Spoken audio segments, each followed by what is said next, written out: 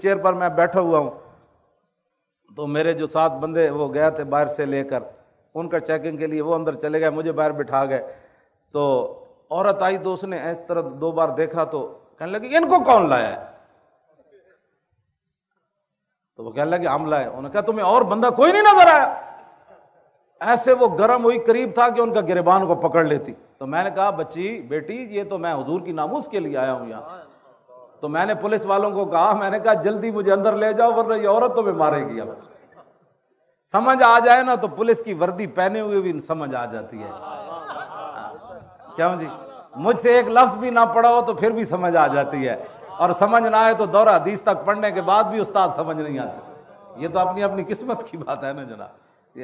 ہمارے پاس تو کوئی تھرمامیٹر وہ اب اس عورت کا میں جب بھی میں دعا کرتا ہوں تو اس کے لیے میں ضرور کرتا ہوں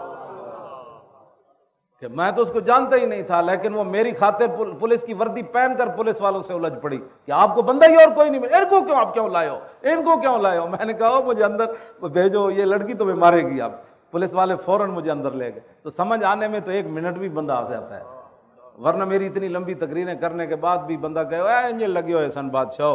تو اچھا ہوا میں جیلوں میں گیا، گھسیٹا گیا۔ ان کو پتہ ہے کہ جب ظالم اپنے ظلم پر اتر آتا ہے نا، ظالم ظالم ہی ہوتا ہے۔ ہاں جی، وہ تاریخ طبری میں امام علی مقام کا خطبہ موجود ہے، آپ محرم میں وہ پورا پڑھ کے سنائیں کہ امام علی مقام کیوں آئے۔ تو جب آدمی ظلم پر آتا ہے نا تو امام علی مقام نے ان کو فرمایا جانتے ہو میں حسین ابن علی ہوں؟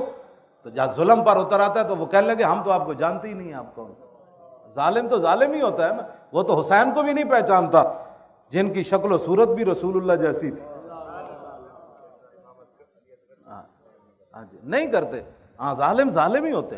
تو وہ اچھا ہوا مجھے میرے ساتھ جیلوں میں ظلم ہوا، پھر میرے گھر برباد کیا، پھر گھر سے مجھے گھسیٹا، پھر اٹھا کر مجھے گاڑی میں پھینکا جیسے بوری پھینکی جاتی ہے۔